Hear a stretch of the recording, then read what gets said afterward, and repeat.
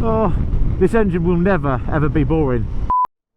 Well, welcome to Tenerife and Guten Morgen from the all-new KTM 3090 Super Adventure S EVO. Now this bike has a ridiculous amount of technology. I can't get my little head around it. After a lengthy delay while the Austrian firm attempted to sort its financials, KTM have finally made the 1390 Super Adventure S EVO available for public consumption. And by our reckoning, it's the most techno-packed motorcycle on the market. There's even more power from the now 1350cc camshaft twin, taking the Super Adventure S to 173 brake horsepower and 105 Newton meters, enough torque to trigger the Richter scale. The chassis has a major overhaul with new suspension, a drastically revised frame and a huge amount of work to add comfort to the Super Adventure.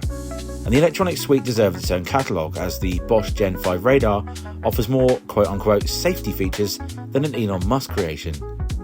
But the big news is the addition of KTM's all-new AMT technology, automated manual transmission, the option to ride with a fully automatic gearbox, or, if you prefer a semi, a clutch leverless, multi-shift alternative that allows you to utilise the foot lever or hand controls. If you want more of a technical rundown on this techno queen, then I'd highly recommend checking out our walk-around video. In the meantime, here's some highly fueled riding impressions.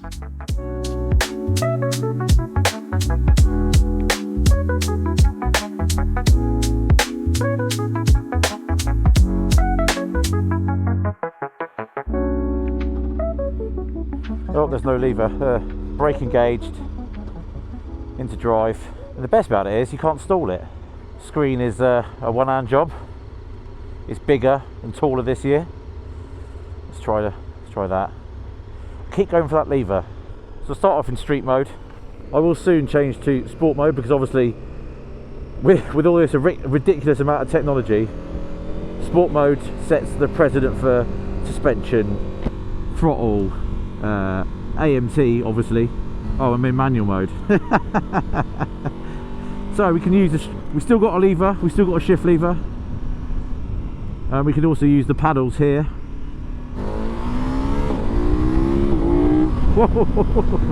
Yeah, as if the 1301cc wasn't enough, they're giving us another few bigger pistons, bigger bore and more power with the camshaft technology, so you get all the benefits of the sort of grunt, easy, low speed manoeuvrability, mid-range, etc. And then you've got all the top end, which noticeably kicks in at about 6.5 grand. I'm not a GS guy. I mean, Chris is firmly in the GS camp, we all know that, but I like my adventure bikes naughty and sporty, and that's exactly why I like the KTM and Ducati, because they're like super bikes on steroids, aren't they? They're like comfy armchair super bikes. So I'm super intrigued by this. Again, for full disclosure, I rode the prototype version a while ago. It was very much a prototype. The switchgear was kind of a 3D print job.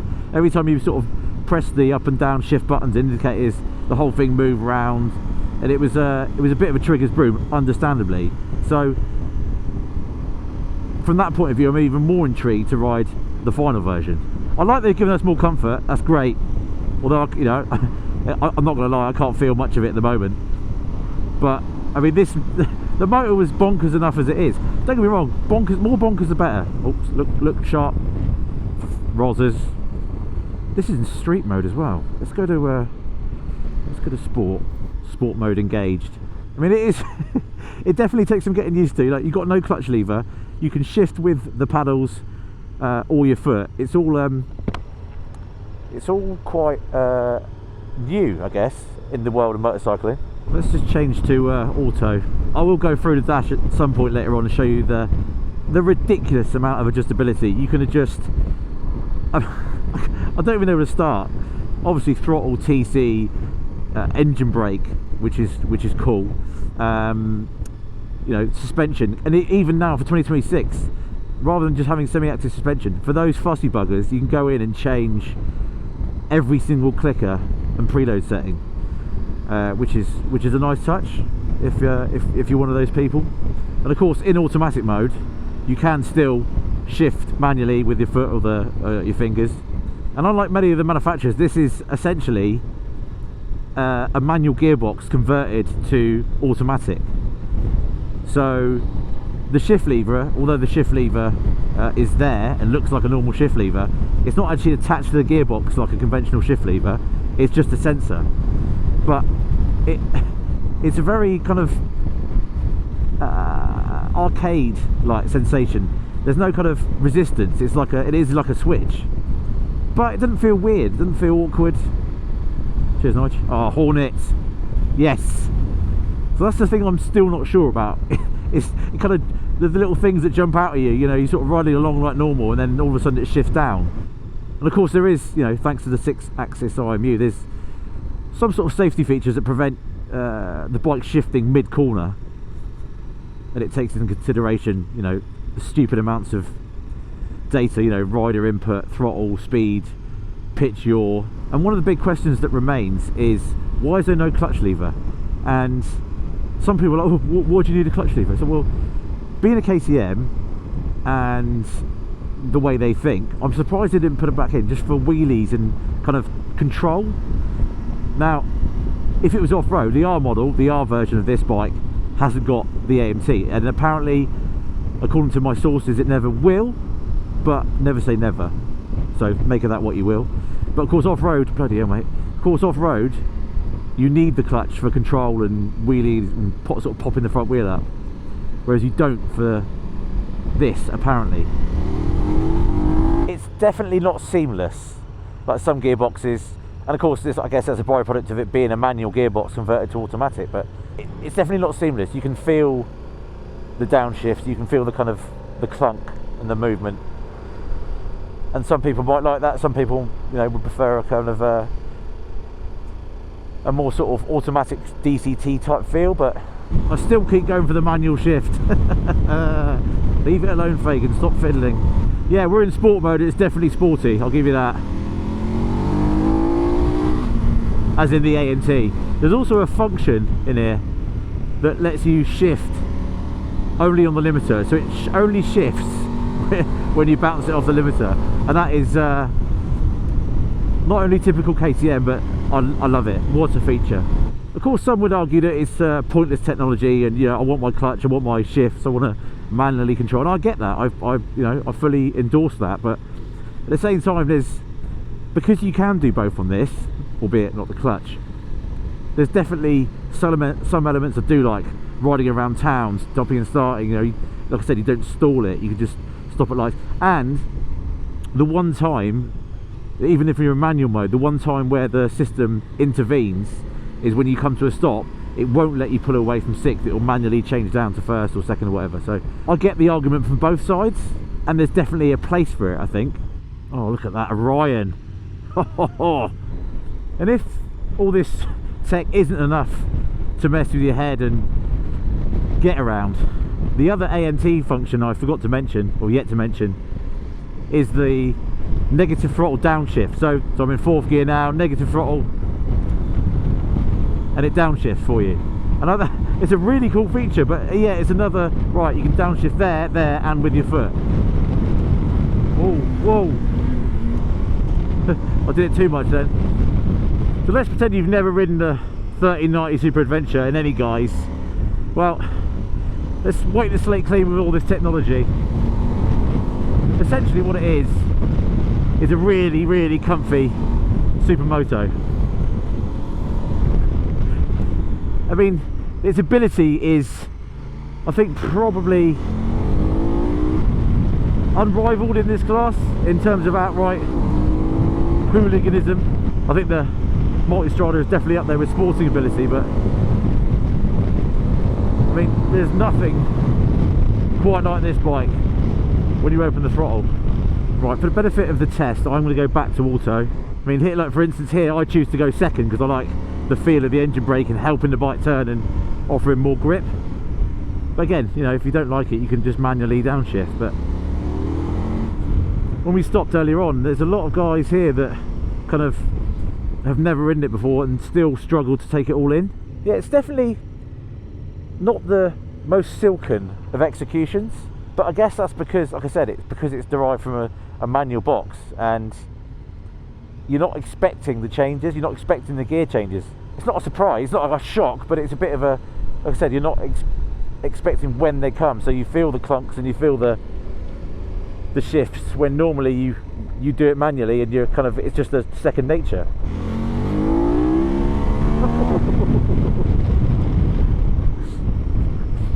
I mean, the mechanical grip and the feedback you get is so confidence inspiring. But the old bike was sporty, but this has got an extra edge. This has got an extra soupçon of grip and confidence inspiring ability. It's I like it a lot. There's a real nice balance. Yeah, so not necessarily keen on that sort of little downshift just before you get into a corner, but again, it doesn't upset the bike.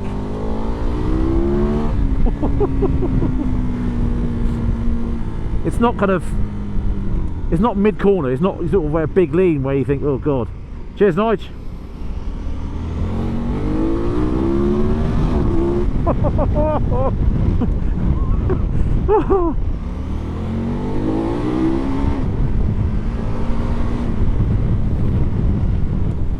There's definitely more control for 2026. You know, I'm not going to get too sort of deep in the changes and the technical aspect, but there's definitely a lot more control. I mean, look, it's still banzai, it still slaps, it still throws shapes, which if you buy a KTM, you're probably buying it for that reason. But it's definitely, like, I feel like the bars are more commanding, the front end is more readily available. Oh, stinks of rear brake, absolutely stinks. Go on, love, you get a bus through there. I think I've already made my mind up though. I think for sporty riding, unless you've only got one leg, I think the preferable option is manual. But then the slow speed stuff, the drudgery through town, we don't really want to think about abusing the clutch or stalling it, or, you know, traffic lights, etc. That is definitely where this system comes into its own.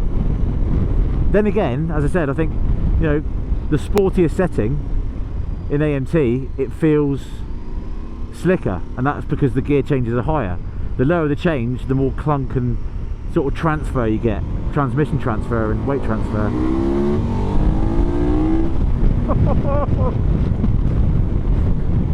Oh, this engine will never ever be boring. And of course we haven't even got round to it yet, but this colossal 8-inch dash, which is KTM's new tech. You might have seen the 990 RCR video, which had it flipped horizontally, and obviously it was a little bit smaller, still 8 inches long, but just a bit less girth. And it is, I've got to say, this is next level of dashes. I love it. I love the touchscreen. It's really easy, it's glove friendly. It really is kind of the next step in terms of evolution of dashes, if that's your thing. But obviously that's the first thing you look at when you look at a cockpit. So, oh, vehicle warning, vehicle, oh, you're getting too close. I'm going to turn it off. So you go to menu, ride, radar assistance, brake assist, distance warning, turn that off. Thank you very much. Got a new flap designed for big phones. You can put your big phone, your big smartphones in there. And it's also a good home for the keyless ignition, although the key did have a perfectly good home in the ignition. Oh, this is brilliant.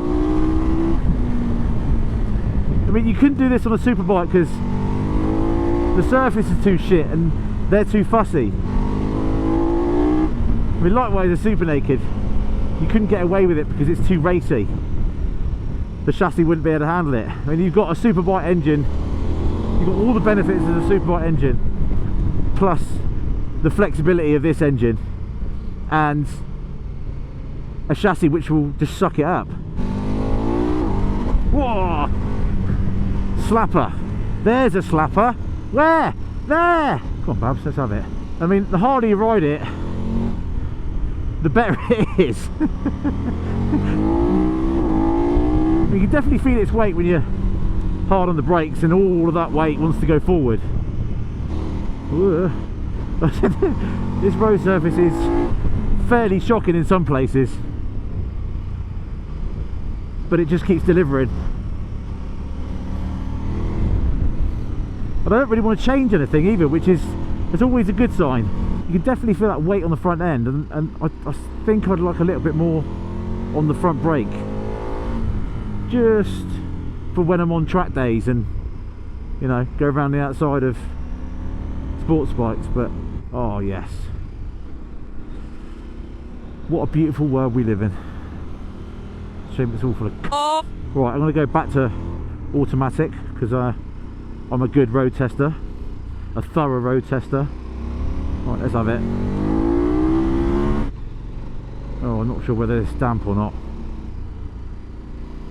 Oh, it is wet. It's damp. It's damp. It's a wetty. I mean, look, the best compliment I can give it at this. I'm not getting a proper lick on. I'm not stretching the cable. But the best compliment I can give it is that I'm not thinking about it anymore.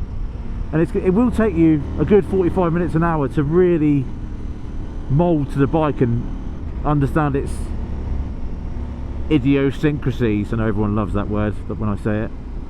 But yeah, the AMT's idiosyncrasies. Not anyone, well, in fact, no one is going to jump on it and go, right, yes, I'm at home. It's a bike that's going to take a while. Well, we're at one of the highest points in Tenerife now, and it's getting bloody cold. It's sort of 10, 11 degrees. Might be time to test the heated grips. Oh, shit, now it's cold. Shit, Ella. Shit off. Shit on it. Got to say, the more time I spend in auto mode, the more I'm impressed by it, and the more I understand it, and the more I'm preempting its kind of decisions. It definitely does become more natural. But I don't know. I don't know if I'm ready for it yet. Again, this is where the AMT just makes sense. You want to look at the scenery, take everything in. You're not having to worry about gear shifts. And trust me, I think, look, I was really skeptical about it before I rode it. I was one of you guys. I was one of you lot. In fact, not one of you lot, because one of you lot are going, oh, shut up. But then again, if you made it this far into the video, then maybe you're a little bit intrigued. Maybe you want a little slice. Maybe it's your guilty pleasure. And trust me, it does make sense eventually. You know, I was the first to moan about the previous model's seat. I think, you know, when you make an adventure bike that is so capable, look, it's not a GS. I think there's going to be far better bikes at doing an adventure job than this bike. But that's not what this bike's about. It's about having that ability to go mile munching in a bit of comfort, but to do it with a massive smile on your face and pull big wheelies and dick around and everything that the BMW doesn't do. Yeah, but this seat is a massive upgrade. Not just a little bit. I mean, my arse is in tatters. I spent the last couple of days on planes for about 20 hours. My piles are giving me jip because of the Thai food, and this seat is it's calming me down. It's putting my piles at ease. Look, I get it, this S EVO is the blue chip model, but I wish that KTM had given us the option to ride the standard model as well, because it is far more than just about AMT. Crashing hurts at the best of times, but going into one of them buggers, that's mincemeat, isn't it? I'm not at my best today, I apologise. Sunday, it's now Tuesday. Sunday I landed at 6 o'clock, went home for a bit, packed my bag, repacked my bag, got rid of some skid marks, and jumped on a plane to Tenerife. So I'm jet lagged to buggery. I've still got a little bit of rusty radiator water coming out. Some of the Thai food didn't really agree with me. Yeah, so apologies, I'm not at my free-flowing best, ladies and gentlemen. No, you can wait. Sorry, it's a road. Well, do love a thigh tattoo. Whatever god or theory you believe in, it's you come to places like this and it kind of just backs up your god or theory, doesn't it? Right, it's that exciting time of the day, ladies and gents, where we've been left to our own devices and we're going to make our own way to lunch. 25k, 36 minutes. Well, we can do that in around 25, I reckon. Minute a k. Challenge accepted. Chatting to the KTM guys last night, there's plenty of questions about why it hasn't got Apple CarPlay or Google Car Funny or whatever it is, and the simple answer was they're limited to what it looks like. the aesthetics of the technology, whereas KTM have full control over this software, hardware, and you don't need a phone, you don't need to plug your phone in, you don't need to link your phone to the dash, it's all on the dash. Functionality is decent, it's accurate, good to know on roads like this, you don't know, you can see what's coming up. Very handy. Handy Andy. Well, here we are, Finca Tres Roques. We did it in 23 minutes. As ever, I will give you a full rundown of luncheon, and let's enjoy. Bye bye for now. Don't delay, get your merch today. That's right, there's only a week or so to go to order your 44T arms and guarantee delivery before Christmas. So check out the new range, and there's even some gift cards on offer. Thanks, bye. Well, I've got to say that was a spectacular luncheon. Started off a bit debatable, it was all vegetarian stuff, but then we hit the main event, which was a mixed grill, which really did hit the spot, so 69 de pap. Yeah, I think the biggest thing for me is the clutch, the missing clutch lever, and I hate to go back to the ANT thing, but because it is an awesome bike in itself, and look, that's you know, again, I mentioned I really would have liked to ride the standard S model to assess the bike as it is, strip back all that technology and assess the bike for what it is. But there we are. We can't have it all. Can't have your cake and eat it. Although he has.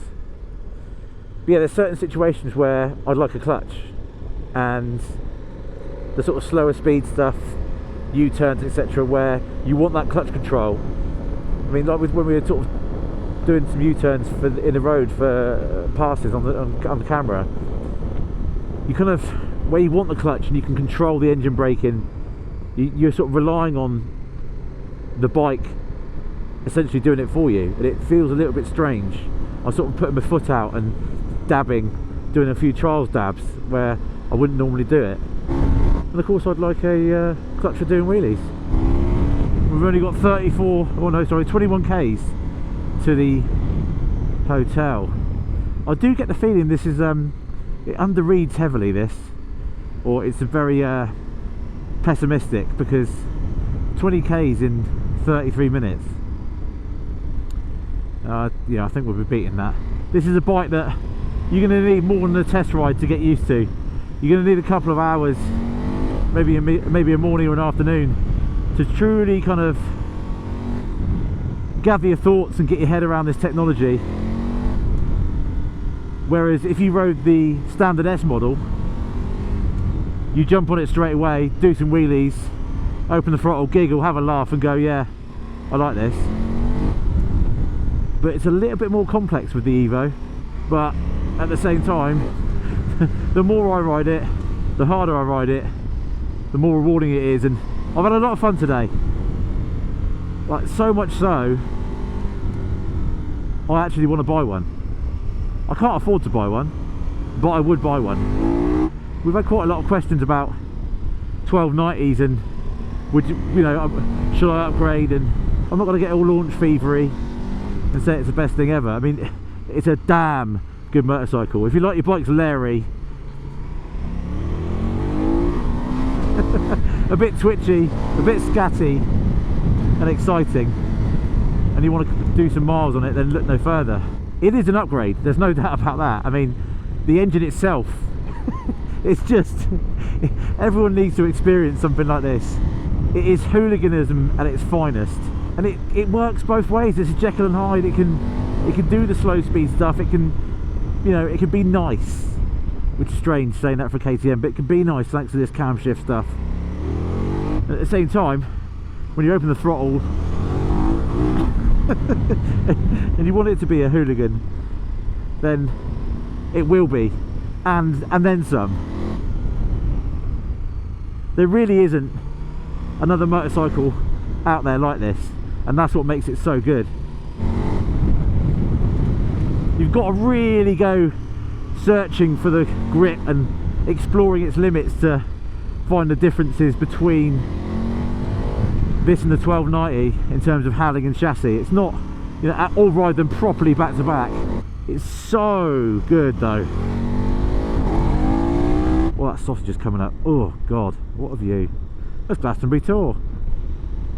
Yeah, as I said, the harder you ride it, the more you understand the changes and feel those changes.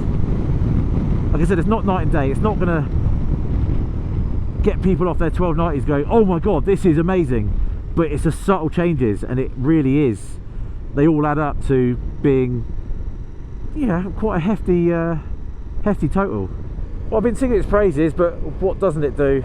Well, apart from not having a clutch, which I'm not going to get into again, it's definitely a thirsty bugger. I mean, we haven't done a huge, we've probably done 150k, 100, well, maybe a bit more, 200 maybe at a push, and we're down to a quarter of a tank. And there's no denying that KTM always have been thirsty buggers. So, you know, if you're going touring with GSs and the like, then as we've experienced before on sort of various different tests with the GS and its rivals, you're going to be stopping for a splash up more than the BMW. And then of course there's the tech pack, or the additional bolt-ons that you have to pay for, which understandably causes a bit of a kerfuffle. I think it's about 900 quid for all the extras. So really you're looking at like a 20 grand bike once you've got all the bolt-ons. I say bolt-ons, they're not bolt-ons, are they? And then there's the slightly more modern issue of kids coming up to you and go, give us a rev mate, and you can't, because you've got an automatic. So you have to put it in neutral rather than whipping the clutch in. And there is a little bit of a vibe action going on, so it's not as bad as a 1290, I will give them that. But it is a little bit vibey through the bars, but that's just a byproduct of this engine. You know, you make an engine like this, you have two big fat pistons like that honking up and down at a gazillion meters per second, then you're gonna have some sort of you're gonna have some vibes, man. They have put some rubber mounts in the bars in an attempt to stop it, and like I said, it's a little bit better, but I'm still getting a few numb fingers now and again. And you can make a mistake like that where you press the wrong button. Oh God, oh look at that, ladies and gentlemen, that is that is cool as mustard. Don't swear. Yes mate. Yes, yes brother.